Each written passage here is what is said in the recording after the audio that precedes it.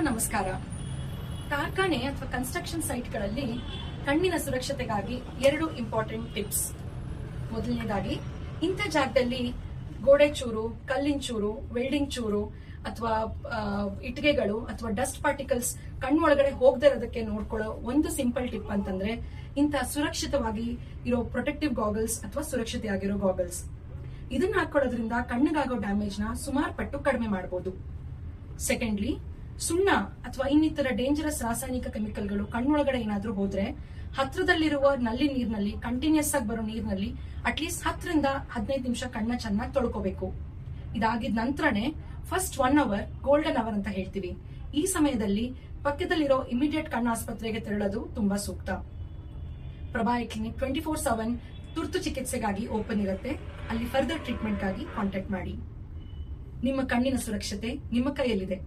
ಧನ್ಯವಾದ.